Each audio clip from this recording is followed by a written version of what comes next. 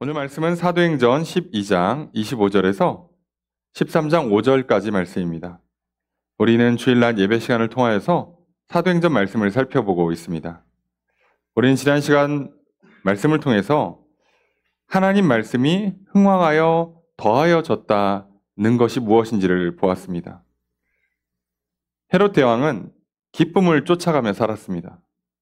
또 자기 영광을 얻고자 인생을 살았습니다. 그렇게 해서 남의 기쁨을 빼앗고 또 자기 것이 아님에도 거짓 칭찬이고 아부이고 사탕 발림임에도 불구하고 자기의 영광이라고 생각하며 살았습니다. 그런데 그가 생각할 때 가장 영광스러워 보이는 바로 그 순간에 그는 쓰러졌고 벌레에 먹혀서 죽고 말았습니다.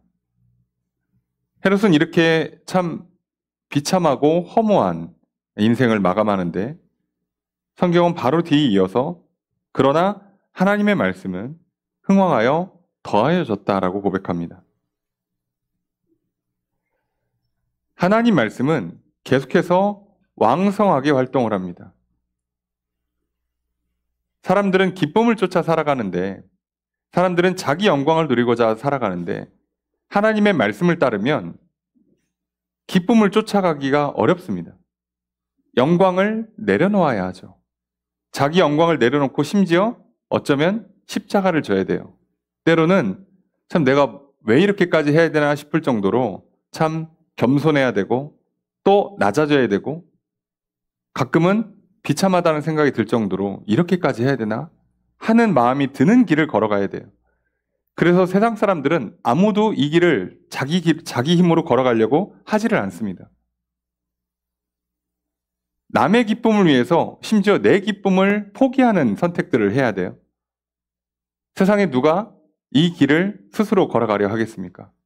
그런데 놀랍게도 이렇게 가는 것이 맞다라고 말씀하는 하나님의 말씀, 남의 기쁨을 위해서 너의 기쁨을 포기하는 것이 맞고 하나님의 영광을 위해서 너가 낮아지는 것이 맞다. 남을 높이고 너는 낮춰라 하는 그 하나님의 말씀을 따랐던 사람들을 통해서 그 말씀은 계속해서 흥왕해져 가고 더하여져 갑니다. 분명히 이렇게 기쁘지가 않고 영광스럽지가 않으면 사람이 계속 동기부여가 안 될 것이고 하고 싶지 않을 텐데 어떻게 되는가? 그런데 놀랍게도 성경에는요, 계속해서 그 길을 걸어가는 사람들이 나와요. 이 사람들이 미치지 않고서야 왜 굳이 자기 기쁨을 내려놓으면서까지 자기 영광을 포기하면서까지 이 길을 걸어갈까요? 왜요? 진짜 기쁘기 때문이었죠. 진짜 영광을 보았기 때문이죠. 세상에서 말하는 그 기쁨, 남들이 좋아하는 거 나도 따라하고 남들이 칭찬해 주는 거 듣고 싶어하고 남들이 먹고 마시고 입고 즐기는 거 나도 하면 나도 그게 기쁠 거고 그 자리에서 제일 앞서 있으면 내가 가장 칭찬과 영광을 받고 인기와 명예를 누린다고 생각할 수 있잖아요. 그런데 그게 아님을 아는 사람들은 기꺼이 포기하는 겁니다. 그게 아니지. 그거 잠시 잠깐이고 오히려 더 허무하고 욕심은 끝도 없어지고 그래서 어떻게 된 게 위로 올라가면 올라갈수록 더 공허하고 맛있는 걸 먹으면 먹을수록 이상하게 더 먹을 게 없어지고 쇼핑을 하면 할수록 쇼핑을 했을 때 오는 만족감은 더 떨어지고 근데 그 굴레를 벗어날 수가 없는 거예요. 그런데 예수 그리스도께서 가져오신 하나님의 나라, 그가 우리에게 참된 구원과 영원한 생명을 향해서 갈 길을 알려주실 때 그때 우리에게 직접적으로 도와주시는 분은 성령님이세요. 그리고 그 성령님과 함께한 사람들의 역사가 사도행전에 기록되어 있습니다. 도대체 이들을 어떻게 끌고 가는가? 근데 그들이 처음에는 어떻게 보면 굉장한 소수였어요. 다 떠나고 겨우 120명 남았습니다. 예수님 살아생전에 몇천 명씩 막 쫓아다니고 오병이어 7병이어 할 때요. 성인 남자만 5천 명이 먹어야 되잖아요. 그러면 그 무리들 못해도 거의 10,000명씩 막 따라다녔단 말이죠. 그랬던 사람들이요. 예수님 십자가에 달려 죽으시고 하늘로 올라가시고 나니까 열흘 만에 120명밖에 남지 않았습니다. 그죠? 사람들은 자기 눈에 보이지 않으니까, 기적이 나타나질 않으니까 다 떠납니다. 그런데 그 약속을 믿고 성령을 보내줄 테니까 좀 기다리라고 했던 그 약속을 믿고 기다렸던 120명의 사람들에게 진짜로 성령이 임하기 시작합니다. 그리고 그때부터 이들은 진짜 기쁨이 무엇인지, 진짜 영광이 무엇인지를 알아요. 그러니 이런 세상이 주는 기쁨이나 영광에 타협하지 않습니다. 그렇게 살았어요. 오늘 그러다 보니까 하나님의 말씀은요, 어떻게 된 게 분명히 세상적으로는 기쁨을 포기하는 길이고 영광을 포기하는 길인데 어떻게 그 말씀을 따르는 사람들은 점점점 많아지고 그 말씀대로 하나님의 역사가 점점점 더 분명하게 이루어지기 시작합니다.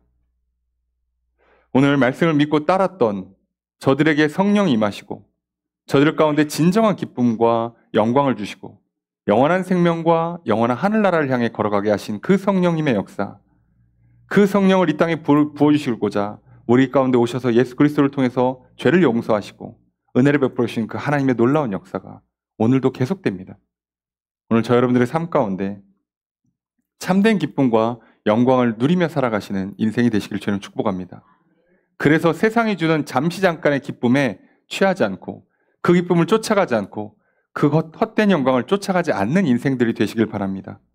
그래서 정말 매일매일 기쁘고 하늘의 영광을 바라보며 영원한 생명을 향해 한 걸음 한 걸음 내딛는 또 이 한 주가 그런 우리의 일생이 되기를 주님 축복합니다. 그런데 그 길은 결코 내 생각만으로 내 힘과 의지만으로 되지 않습니다. 만약에 그게 특정한 사람들이 되는 거였다면, 특정한 방법으로 되는 거였다면 오늘 그 내용이 기록된 사도행전은 아마 베드로 행전, 바울 행전이라고 이름을 붙였을 겁니다. 또는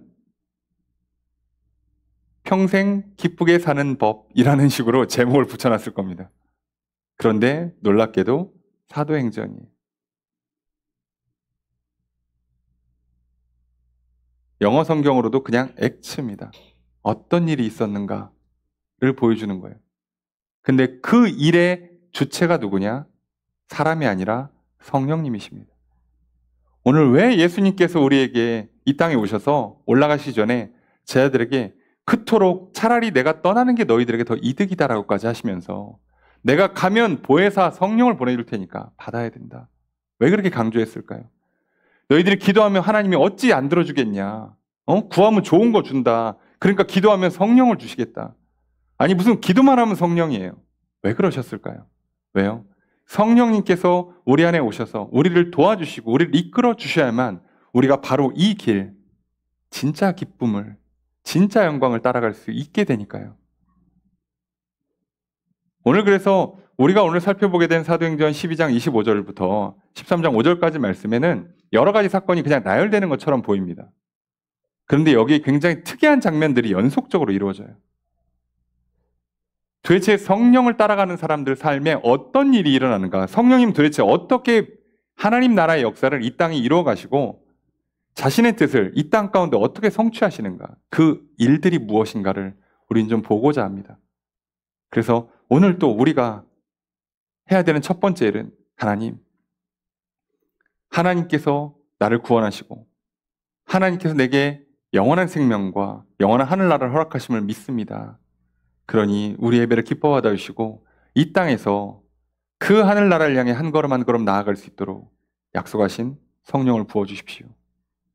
그저 예수를 믿음으로 죄 용서받고 그저 맘 편히 잠드는 정도의 인생이 아니라 성령을 받아서 진짜 기쁜 인생, 진짜 영광을 향해 나아갈 수 있는 인생을 살기를 원합니다. 하나님 오늘 우리 예배 가운데 기뻐 받아주시고 약속한 성령을 부어주시옵소서. 우리가 이 마음으로 하나님께 예배를 드렸으면 좋겠습니다. 그리고 하나님은 약속하신 대로 우리 예배를 기뻐 받으실 뿐만 아니라 우리에게 성령을 부어주실 것입니다. 이 시간 예배드린 저 여러분들 가운데 성령이 충만하기를 주의 이름으로 축복합니다. 그럼 도대체 어떻게 이제 또 다른 새 역사를 펼쳐가잖아요. 헤롯은 죽었고 베드로는 피신 갔고 그럼 이제부터는 이제 사도행전이 13장으로 넘어가면 이제 이방 선교회가 본격적으로 펼쳐지기 시작해요. 그러면서 중심 인물이 바나바에서 사울로, 다시 정확히 얘기하면 바울로 바뀝니다. 이렇게 인물이 바뀌고 그 중심 사역을 하는 곳이 예루살렘 교회에서 안디옥 교회로 바뀌어요. 자, 이런 대전환이 이렇게 일어나기 시작합니다. 도대체 하나님께서 어떻게 일하실까요? 오늘 한 사람 한 사람을 성령님은 어떻게 이끌어 가시고 교회 하나하나를 성령님은 어떻게 이끌어 가실까요? 놀랍게도 오늘의 본문 말씀에 그 내용들이 잘 써 있습니다. 오늘 우리는 그걸 통해서 성령님이 임하셔서 이렇게 하시는구나. 그래야 진짜 새 일이 일어나고 참 말도 안 되는 일들이, 놀라운 변화와 도전이, 기적이 가능해지는구나. 내가 아무리 생각하고 내가 아무리 결단을 내려봐야 한계가 있는 거였구나. 우리가 좀 인정하고요. 우리가 겸손히 오늘 성령님의 도우심을 구할 때 오늘 우리에게도 이 동일한 역사가 일어날 줄로 믿습니다.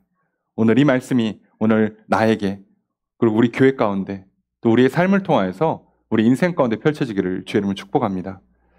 말씀을 좀 보겠습니다. 25절 말씀 함께 읽습니다. 시작.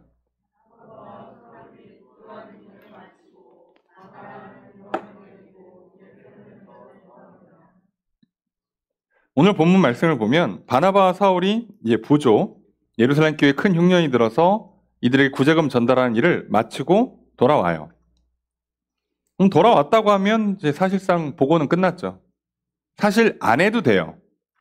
갔으니까 왔겠지. 왔으니까 또 안디옥 교회에서 그 다음 일을 했겠죠. 그러니까 굳이 이게 아무리 역사적인 기록물이긴 하지만 이렇게까지 디테일하게 써줄 필요가 없어요. 그렇잖아요. 여러분 성경 잘 보시면 왔다 간 거 일일이 다 기록하지 않습니다. 어떤 때는 그냥 왔으면 간 줄로 아는 거예요. 다 알아들어요. 그런데 이걸 굳이 왜 썼을까라고 하면 뒤에 이것 때문이에요. 마가라 하는 요한을 데리고 돌아왔다고. 이 얘기를 쓰려고 굳이 이 줄을 써줬다고 보는 게 맞죠. 이거 안 써도 사람들 다 알아요. 그리고 사실 25절은 앞에 이미 베드로가 헤롯으로 인해서 감옥에 갇히고 피신을 했잖아요. 그런데 이 25절은 그 전 사건입니다. 연대기를 따지면. 그러니까 역사 기록을 연대기로 썼으면 이거는요, 바나바와 바울이 전달하고 그리고 바로 뒤에 붙여서 써줘야 되는 말이에요. 근데 이걸 왜 굳이 맨 마지막 25절에 썼을까요? 왜? 이게 1절로 이어진다는 뜻이잖아요. 이것이 13장으로 이어져요. 지금 연대기를 무시해가면서까지 지금 쓰는 이유는 그러면 오늘 돌아왔던 얘기를 굳이 나중에 써서 뭘 덧붙인 거냐면 마가라 하는 요한을 데려왔다예요.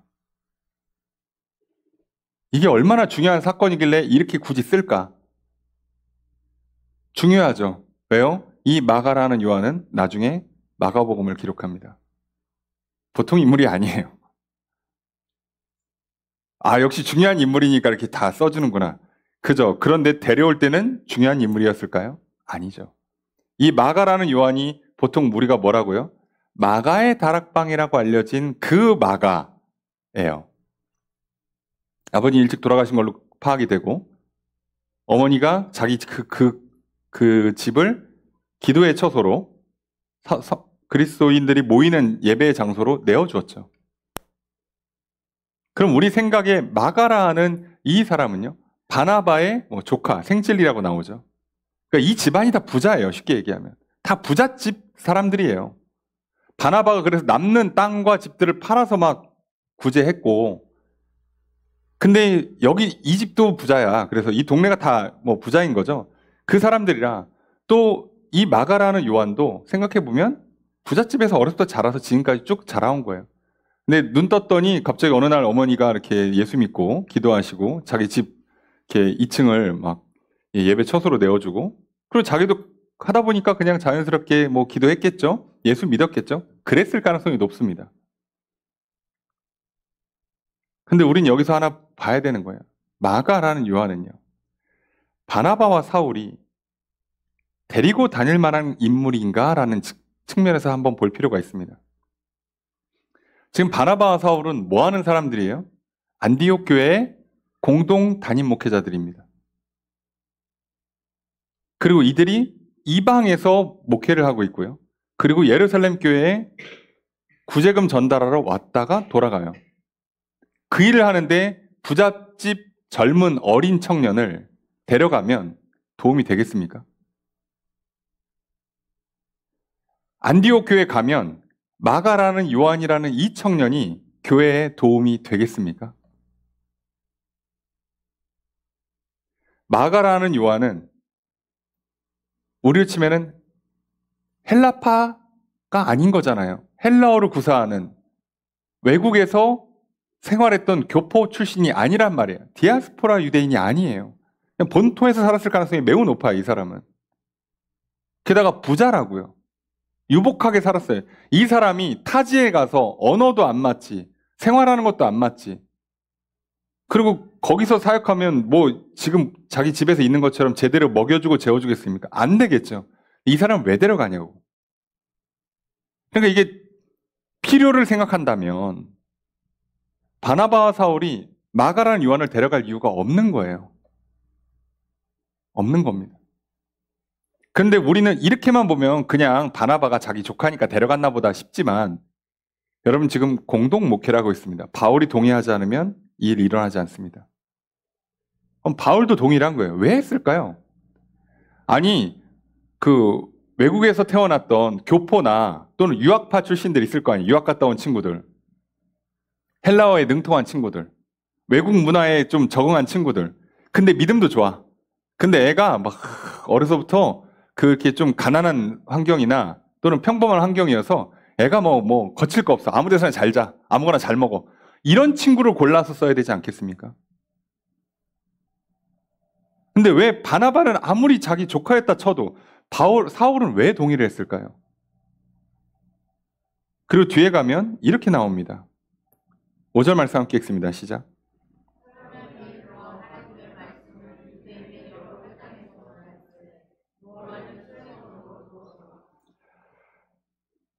교회가 기도하고 바나바와 사울을 따로 세워서 선교사로 파송을 합니다.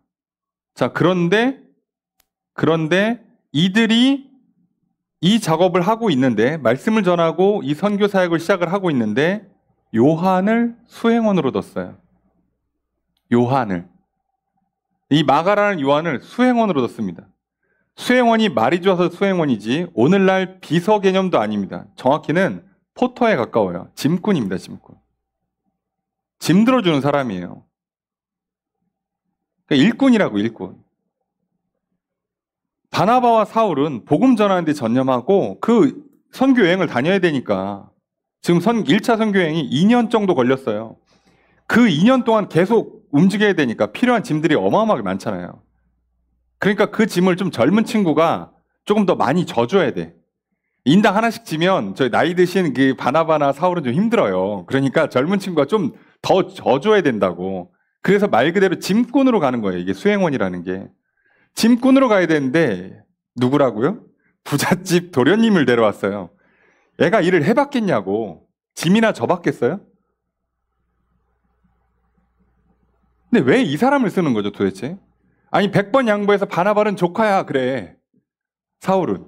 잠깐 왜 쓰는 거예요 사울은? 왜 동의한 거예요? 성경에 안 나와 있는 얘기는 딱 하나밖에 없습니다. 이 모든 역사의 주체가 누구라고요? 성령님. 다른 이유가 없어요. 이 사람이 쓸만해서 쓰는 게 아니라니까요. 이 사람이 부잣집 도련님이니까 얘를 통해서 후원을 많이 받으려고 데려온 게 아니라니까요.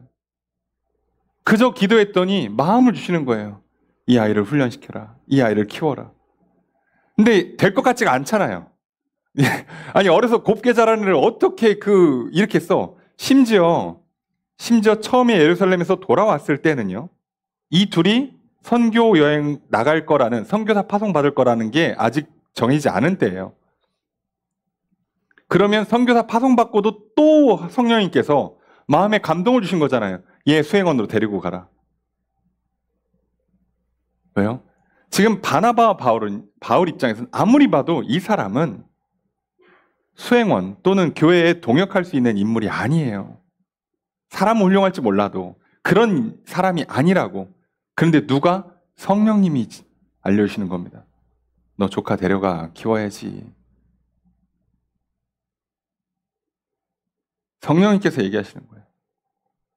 오늘 내가 볼 때는 저 친구 교회 안 나올 것 같아. 근데 자꾸 생각이 나. 예, 기도하는 겁니다. 전도하는 거예요. 기껏 막 애를 써갖고 전도해서 교회 한번 데려왔더니 안 나오겠대 또. 아우 그냥 아우. 근데 어떻게 해요? 계속 기도하는 그 마음을 또 주셔. 이거 뭐 1년에 한 번, 두 번 나와 무슨. 근데 포기를 안 한다고요. 왜 그럴까요? 바나바와 바울이 인간적인 판단이나 개인의 정이나 뭐 친분이나 이런 걸로 하면요. 여러분 몇 번 하면 포기합니다. 이거 못해요. 근데 누가? 성령님께서, 정확히는 하나님께서 성령을 보내셔서 이 두 사람의 마음을 움직이시는 거예요. 그래서 이 마가라는 요한을 포기를 안 시키는 거예요. 왜요? 하나님은 이 마가라는 요한을 통해서 마가복음을 쓸 생각이시거든. 신기하지 않습니까? 아니 어떻게 된 게 예수님 제자도 아니었어요. 근데 복음서를 쓰게 만든다고, 이 친구를 통해서. 그러니까 이 친구 안에는 그렇게 할 수 있는 하나님의 계획이 있었고 숨겨져 있는 보물이 있었던 거죠. 본인도 모르고 주변에 있는 사람 아무도 몰라요. 근데 하나님은 아시죠. 그래서 어떻게 한다고요? 말도 안 되는 사람을 데려다가 끝까지 포기하지 않고 붙잡아서 세웁니다. 이게 성령님의 역사예요. 여러분 왜 오늘 우리가 성령 충만해야 될 필요가 있을까요? 왜 늘 성령님의 은혜를 구할까요? 내가 나를 모른다고요. 여러분 무슨 부잣집 도련님을 저기 무슨 이방 목회하는 데에 뭐 간사 세웁니까? 선교지 나가는데 짐꾼을 세웁니까? 미쳤습니까 여러분? 여러분이 한번 입장 바꿔놓고 생각하면 여러분 같은 그런 사람 쓰겠어요? 하겠냐 제가? 어? 최저 시급 주면 얘 저기 그 전도사 저기 간사 하겠어? 어? 아니 나보다 많이 달라고 할 것 같은데 평소에 먹고 지내는 게 있어가지고 그렇잖아요. 야 요즘 군인들 보세요. 얼마나 좋은 시대를 살아요. 그러니까 어떻게 합니까? 집에서 돈 보내주잖아요. 아니 돈이 남으니까 적금을 들잖아요 심지어. 그런 시대를 살아가요. 그런 정도로 유복한 삶을 산 사람한테 이런 말도 안 되는 척박한 환경, 고립된 환경, 집을 떠나와야 되고 안 되는 거죠. 그런데 오늘 성령님이 우리 안에 오셔서 우리에게 똑같이 일하실 겁니다. 너는 너를 모르지만 나는 너를 안다. 너가 살아온 과정 통해서는 전혀 안 될 것 같아 보이는 그 일이 된다.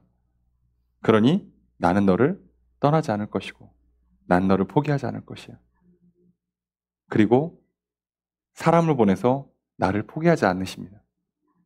근데 성령 충만하면 뭐가 좋은 거냐면 내가 그렇게 마가 요한처럼 나를 끝까지 포기하지 않는 사람들 때문에 자꾸 이상하게 끌려가는 것 같고 안 되는 것 같고 실패를 거듭하는 것 같은데 그런데 결국에는 우뚝 세워지죠.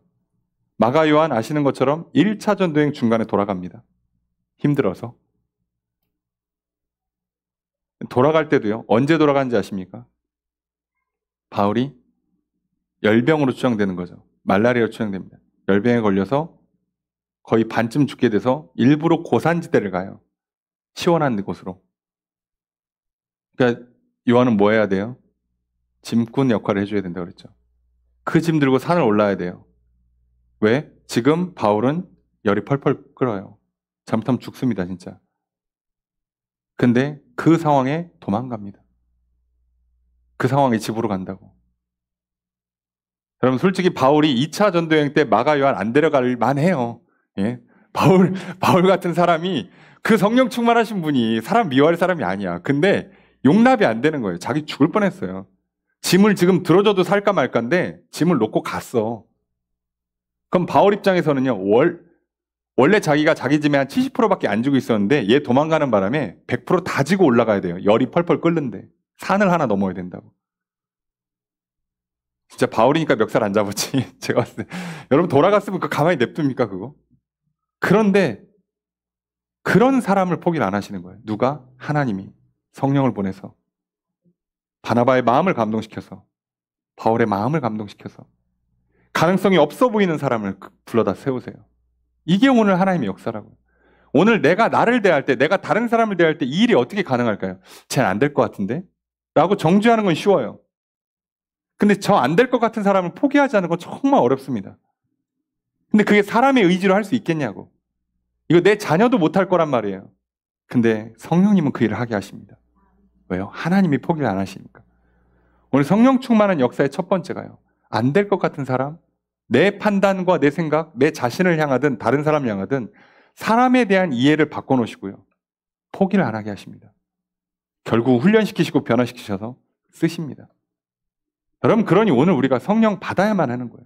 내 인생을 위해서도 내가 한 사람이라도 도와주고 살리려면, 아니, 내가 내 배우자를, 내 자녀를, 내 부모를 조금이라도 바른 길로 이끌어주고 싶다면 우리는요, 성령 충만해야 합니다. 다른 걸로는 되지 않습니다. 그래야 하나님이 나를 통해서 일하실 거 아니냐고. 나도 모르고 저 사람도 모르는 그 하나님의 놀라운 역사를, 그 알고 계시는 성령님이 일하시려면 내가 성령 안에 거해야 되지 않겠어요?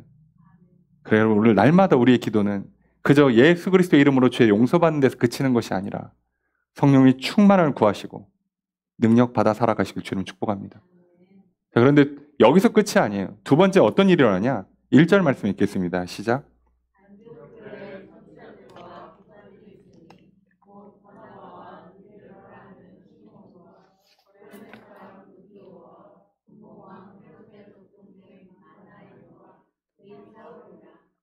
자, 갑자기 뜬금없이 1절에 안디옥 교회에 있는 선지자와 교사들, 말 그대로 리더십들에 대한 명단을 알려줘요. 그랬더니 바나바, 맞죠? 담임 목회자니까. 그리고 맨 뒤에 사울이 나와요. 오케이. 자, 이 두 사람은 공동 담임 목회자니까 그렇다 치고. 근데 중간에 누가 있냐? 니게르를 하는 시므온, 구레네 사람 루기오, 분봉왕 헤롯의 젖동생 마나엔. 이 세 사람이 나와요. 이 세 사람이 어떤 사람이냐? 니게를 어디서 많이 들어본 것 같죠? 예, 니그로 아십니까? 영어로 흑인.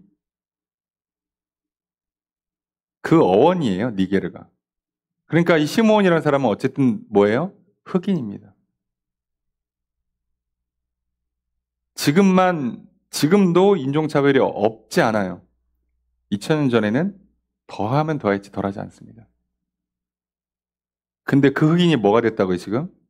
안디옥 교회 리더가 됐다고요.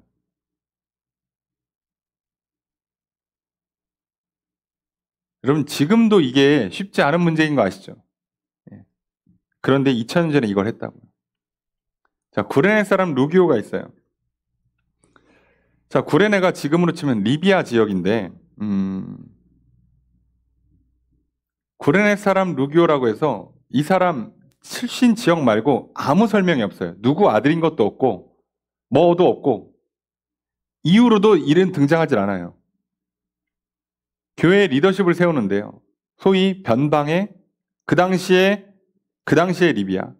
사실 지금도 거기가 굉장히 사람 살기 좋은 땅, 부유한 지역이 아니었잖아요. 예. 우리로 치면 그냥 시골 출신, 무명의 사람이 그냥 교회 리더가 됐어요. 분봉왕 헤롯의 젖동생 마나인이라고 나옵니다. 이게 젖동생이라는 게요. 친형제 자매를 뜻하기도 해요. 말 그대로 젖을 같이 먹었다는 얘기니까.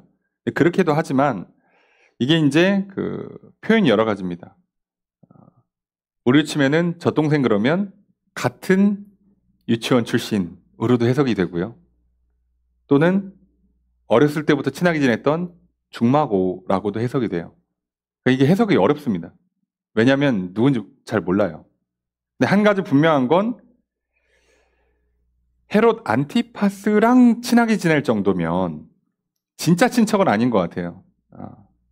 친여동생 이건 아닌 것 같고, 근데 그 정도 가깝게 지내면 최소한 친척, 아무리 좁게 봐도 같은 어린이집 출신이에요. 그럼 이 사람 최소한 귀족입니다. 절대 평면 아니에요. 그럼 로마 제국에서 귀족 출신인데 안디옥 교회의 리더십이 됐어요. 자, 그러면 이게 참 어려운 게요. 이 사람들이 리더십이 5명 모여서 교회에 안건 놓고 회의하면 싸움이 안 나는 게 기적이에요. 이렇게 모아놓고 회의를 진행하면 싸움 나요, 여러분. 출신 지역 다 다르지. 인종차별 생기죠. 지금 신분 차이 나오지. 게다가 여자들도 있잖아요. 예? 남녀 차이 나오지. 이거 어떡합니까, 이거? 이 사람들 디테일하게 들어가기 시작하면요. 정치적으로 갈라지고요. 지역 갈라지고요. 성별 갈라지고요. 다 갈라져요. 비슷한 사람이 하나도 없어요. 어떻게 된 게.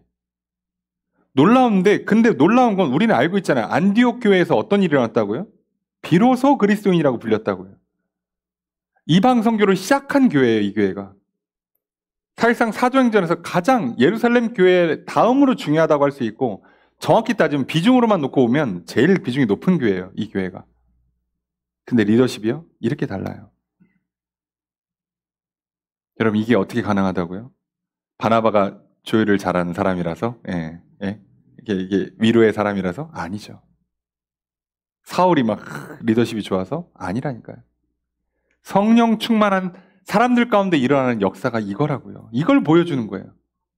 성령님이 우리 안에 오실 때, 성령님이 내 안에 오시고 우리 안에 오셔야만 내가 나랑 전혀 다른 성별, 전혀 다른 출신, 전혀 다른 성향의 사람들과 하나가 될 수 있다고요. 여러분, 사람이요, 성격 있어요. 성질 있습니다. 나랑 안 맞는 사람 친하게 안 지내요. 뭐 교회 다니면 사람이 뭐 이렇게 친해집니까? 요즘 교회들이요, 정치적인 분열 때문에요, 좀 골치 아프죠. 그래서 지금도 여전히 이렇게 주말마다 그렇게 한쪽에서는 저거 대통령 끌어내려라, 한쪽에서는 지켜라 그러면서 맨날 하고 있는데 양쪽 다 기도하고 있고, 예. 도대체 이게 주님의 뜻이 어디 있나 모르겠죠. 예. 이게 뭐냐고. 근데 나가서 하는 것도 지금 이게 참 뭔가 싶은데요. 교회 안에서 그래요.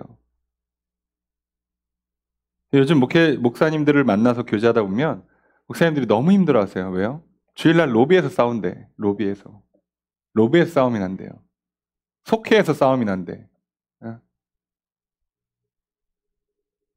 아니, 그게 사람이에요. 그런데 이 사람들이 어떻게, 누구는 친로마고 누구는 반로마로 가는 거예요. 지금 분위기 보세요. 누구는 헬라파고 누구는 유대파라고요. 그리고 생각해 보세요. 지금 니게르라는 시몬 입장에서는 이 사람은 노예거나 노예로 주로 하고 있던 출신일 가능성이 높아요. 그러면 로마의 귀족 출신이랑 어떻게 지내냐고. 시몬 입장에서는 저 동생 마나에는요, 민족의 원수예요. 쉽게 얘기하면. 그럴 수 있단 말이죠. 그리고 마나 입장에서는 시몬은요, 저건 사람이 아니에요. 짐승이지. 노예는 짐승이잖아요. 여러분, 이거 흑인 노예를 미국에서 인간으로 대우해 준 게 200년도 안 됐잖아요. 200년이 뭐야. 짐승이라고 생각했다고요. 아니, 근데 2000년 전에 이걸 한다고? 네. 그러면 사람은요, 자기랑 생각이 조금만 다르고요, 나랑 성장 배경이 다르고, 나랑 공통점이 없고 그러면 싫어해요. 불편해합니다. 그리고 심지어 뭐라고 생각합니까? 아니, 뜻이 맞는 사람들끼리 모여야지 일이 잘 되지. 어? 아유, 저거 데려다가 일이 되겠어? 우린 이렇게 생각한단 말이죠. 그러니까 일을 할 때는 어떤 사람들을 골라요? 나 가까운 사람, 나랑 비슷한 사람, 나랑 말이 잘 통하는 사람, 나랑 성장 과정이 비슷한 사람, 나랑 성별이 비슷하고, 뭐 출신이 비슷하고, 뭐 신분이 비슷한 사람들만 모아서 일을 하잖아요. 그런데 놀랍게도 안디옥 교회는 그러지 않았습니다. 이게 사람들의 힘으로 됐을까요? 아니요. 절대로 불가능합니다. 여러분, 예루살렘 교회는요, 뭐 때문에 골치 아팠어요? 이방인들이랑 음식 같이 먹었다고. 할례도 안 줬는데 교제를 먼저 했다고. 그래서 베드로한테 뭐라고 따졌잖아요. 잠깐 와보라고. 이게 지금 뭐 하는 거냐고. 순서가 잘못됐다고. 그거 하나 고치는 게 그렇게 힘들어요. 그거 고쳐주려고 성령님이 베드로한테 오셔가지고 환상 보여주고 음성으로 쟤네 따라가라 그러고, 거기서 말씀을 전하는데 성령 임하는 걸 보고, 그래서 세례 주고 교제하고, 그 난리를 쳐야 겨우 생각이 바뀐다고. 근데 안디옥 교회는요, 처음부터 그냥 이렇게 시작합니다. 왜요? 성령 충만하니까요. 여러분, 오늘 내 옆에 있는 사람들이 나랑 안 맞는 게요, 뭐 나도 성격이 뭐 좀 더러울 수 있고, 저 인간이 잘못해서 쟤는 꼭 말을 꼭 그렇게 하더라고. 쟤는 꼭 일을 그렇게 하더라고. 그럴 수 있어요. 근데 우리 어떻게 하나 될 수 있을까요? 네. 성질을 좀 죽이면, 관대한 마음을 품으면, 인격 수양을 좀 하면, 아니요, 여러분. 그거 하면 더 나빠질 가능성이 높습니다. 네. 엄한 데 스트레스를 풀어요. 하지 마시고. 여러분, 성령의 충만을 받으십시오. 에베소서 4장 1절 4절에 이렇게 기록되어 있습니다. 그러므로 주 안에서 갇힌 내가 너희를 권하노니 너희가 부르심을 받은 일에 합당하게 행하여 모든 겸손과 온유로 하고 오래 참음으로 사랑 가운데서 서로 용납하고 평안에 매는 줄로 성령이 하나 되게 하신 것을 힘써 지키라. 몸이 하나요 성령도 한 분이시니 이와 같이 너희가 부르심의 한 소망 안에서 부르심을 받았느니라. 여러분, 성령이 하나 되게 하십니다. 우리는 그걸 따라가고 그걸 붙잡을 뿐이에요. 우리는 그걸 지키는 사람들이지, 내가 뭐 성질 죽여가고 서로 뭐 협상하고 대화를 통해서 조율해서 친하게 지낸다? 내가 이거 할 테니까 너도 이거 하나 양보해서 우리 좀 잘 지내봅시다. 여러분, 어림도 없어요. 이거 10명 모이면 몇 개를 해야 되는데 못합니다, 여러분. 그거. 우리를 하나 되게 하는 건 나의 의지나 나의 성품이 아니라 성령님이 하시는 거예요. 그분이 나를 바꿔놓는 거고 그분이 우리를 바꿔놓는 거예요. 그때 이 말도 안 되는 조합들이 가능해져요. 더 놀라운 건 나중에 바나바와 사울, 지금 바나바가 맨 앞에 나와 있죠. 근데 좀 지나면 사울이 앞으로 나와요. 여러분, 누가 세상에 내가 1등이었는데, 내가 리더였는데, 내가 대표인데, 그거 내가 키운 사람이, 심지어 바나바 입장에서 사울은 자기가 데려다 키워준 사람이잖아요. 그렇잖아요. 처음에 예루살렘 교회 못 들어오고 있을 때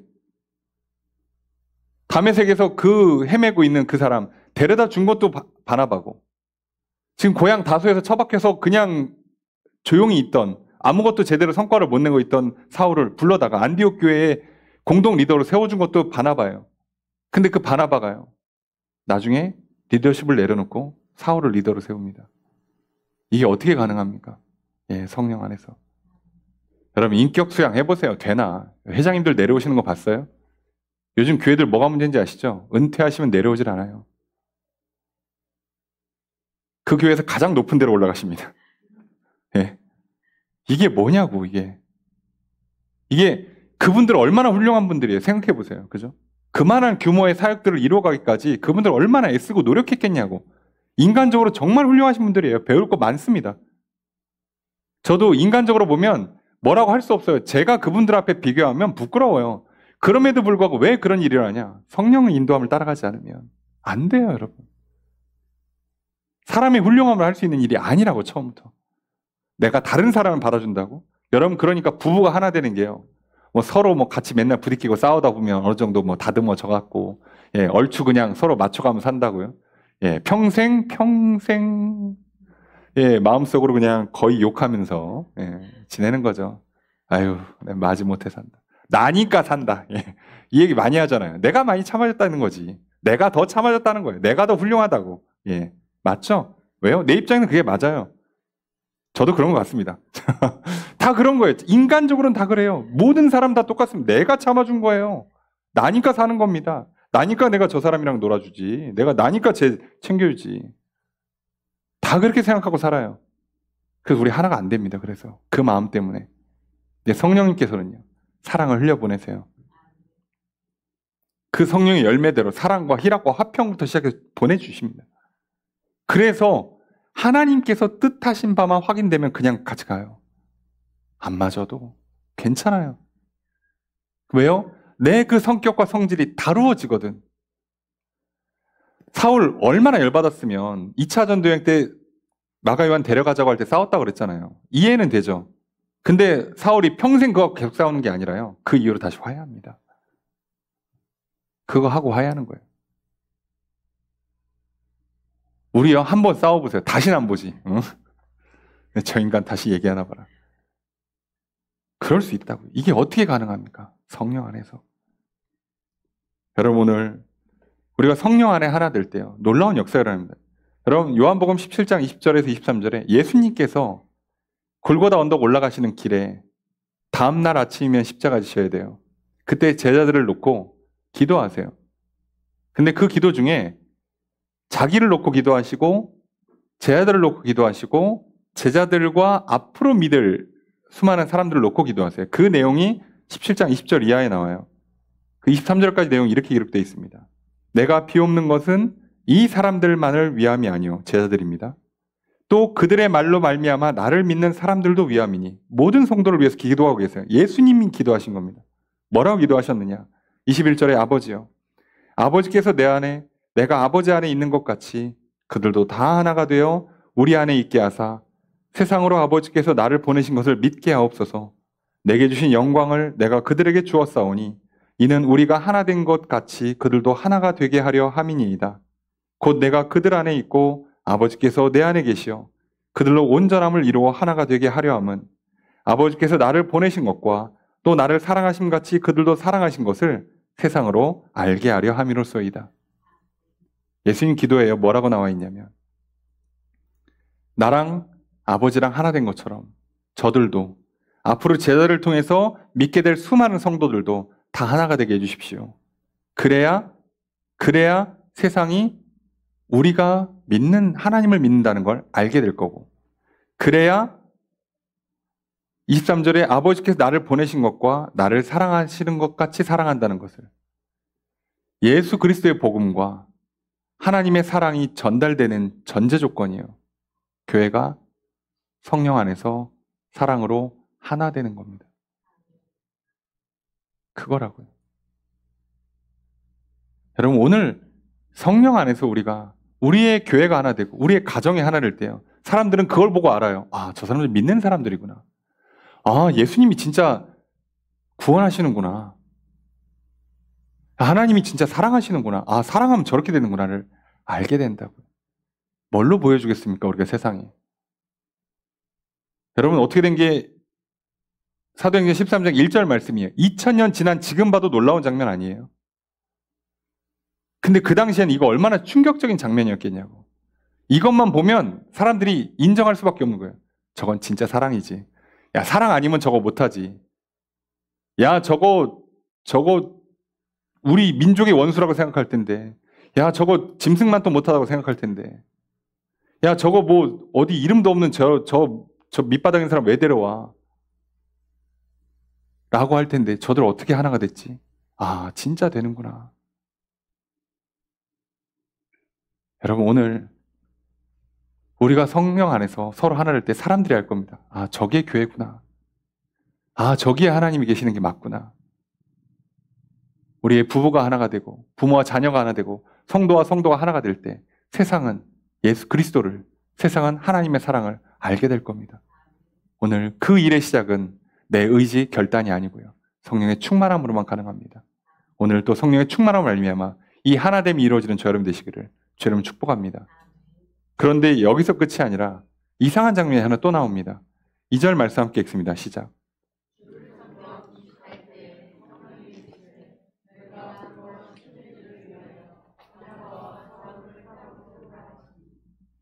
주를 섬겨 금식할 때라고 되어 있어요. 이 문장 자체가 좀 어색하지 않으십니까? 우리는 주로 금식을 언제 합니까? 때를 쓸 때. 너무 힘듭니다. 그죠? 식음을 전폐할 만큼 힘들고 괴롭거나 아니면 지금 먹는 거 말고 나 이거부터 해줘야 돼, 라고 할 정도로 뭔가 너무 긴급한 문제가 있을 때 우리는 기도하죠. 금식하면서. 우리는 주로 금식을 그렇게 이해합니다. 또는 절제의 수단으로 이해를 해요. 한번 생각해 보세요. 바나바, 사울이라는 훌륭한 리더가 있죠. 게다가 리더십들 5명 하나가 되면서 엄청 훌륭하시죠. 교회 그리스도인이라고 사람들한테 인정받죠. 복음은 전파되기 시작하죠. 이 교회에 뭐가 문제가 있을까요? 없습니다, 문제가. 그죠? 교회가 너무 잘 되는 게 문제야.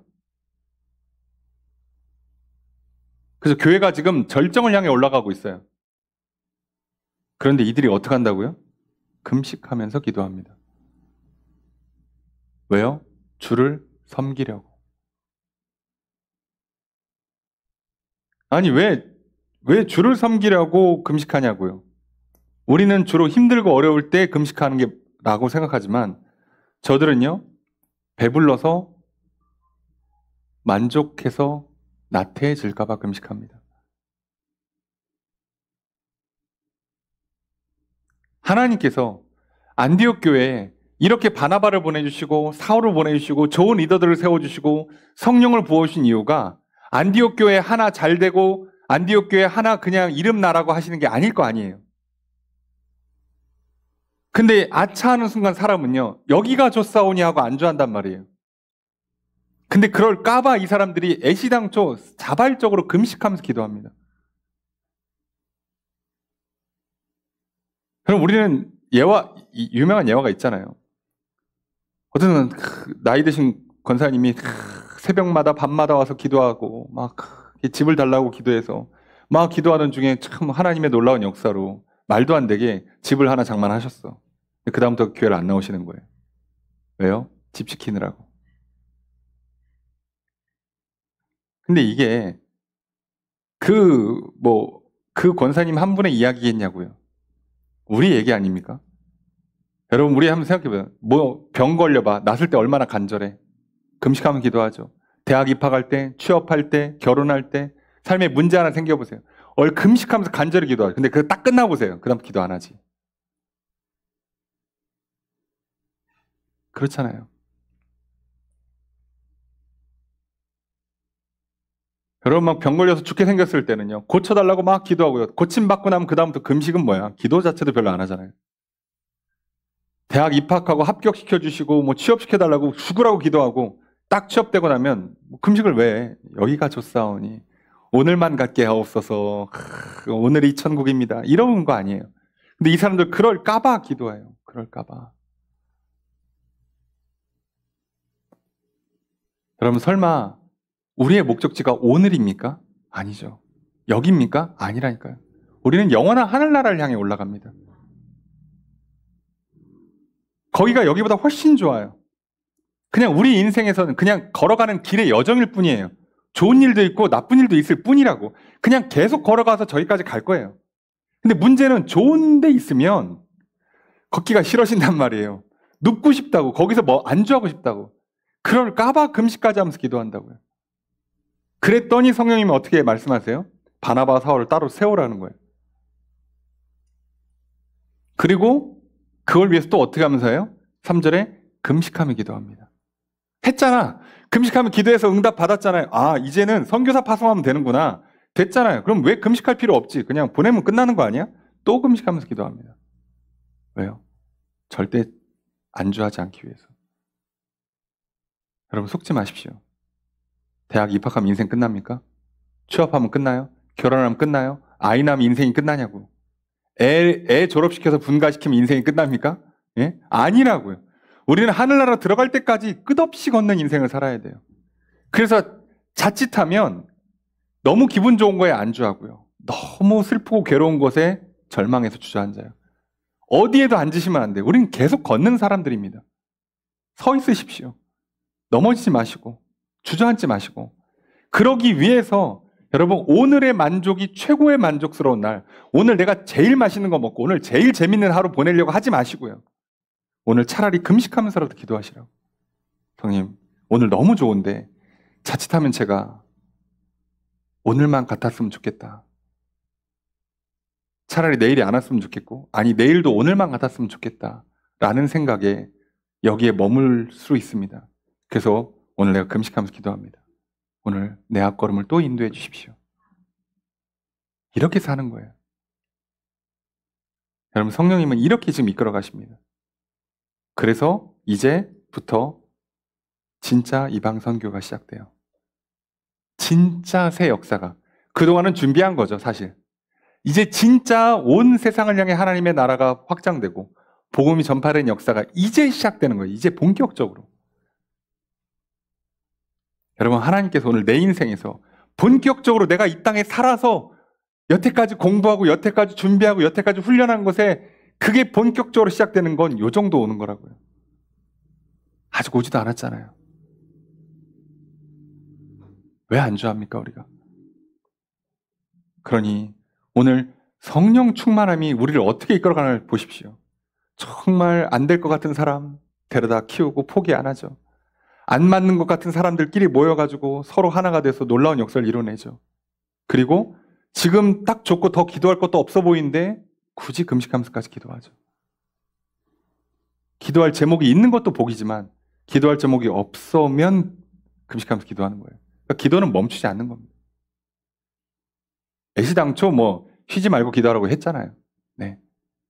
근데 이렇게 할 때 새 역사가 펼쳐지고 놀라운 일이 일어나는데 이것은 내가 뭘 알고 이렇게 하는 거구나 알고 해야지 한다고 되질 않습니다. 이거 지금 누가 하고 있다고요? 성령님이. 그럼 오늘 우리가 해야 될 일은 하나예요. 오늘 예수 믿고 또 나의 죄를 용서하시고 이제 오늘도 성령으로 충만하게 부어주십시오. 그래서 이렇게 살아갈 수 있도록 이 길로 걸어갈 수 있도록 도와주시고 혹시 내가 내 삶을 뒤돌아봤더니 이런 모양들이 안 나오고 있다면 성령 충만하지 못하구나. 내가 저 사람 안 될 것 같고 쟤는 그냥 포기하고 싶고 내가 나를 볼 때 포기하고 싶고 안 맞는 사람끼리 안 만나고 싶고 그리고 그냥 기도할 것도 없고 그냥 오늘이 좋고야 적당히 넘어가고 싶고 한다면 내가 지금 성령 충만하지 못하구나. 내 인생이 진짜 꽃피우는 내가 이 땅에 살아서 존재해야 되는 그 이유가 아직 제대로 오지도 못했는데 진짜 이방 선교는 이제 시작하는 건데 이제 시작도 못하고 있구나. 아니지. 성령님 충만하게 채워주십시오. 나는 나를 모릅니다. 나는 내 옆에 사람을 모릅니다. 내일 모레 무슨 일이 일어날지를 모릅니다. 성령님 오셔서 일하셔 주십시오. 우리가 날마다 예수 그리스도의 이름으로 깨끗함을 받으시고요. 성령의 충만함으로 능력 가운데 사랑 가운데 이렇게 살아가실 주님 축복합니다. 이런 모양들이 나의 인생 가운데 펼쳐지기를 이런 모습들이 우리의 교회 가운데 여러분들 가정 가운데 이루어지기를 주님 축복합니다. 이렇게 날마다 성령 충만함으로 살아가셔서 이제 본격적인 하나님의 역사가 펼쳐지는 인생 그런 한 주 되시기를 다시 한번 주의 이름으로 축복합니다.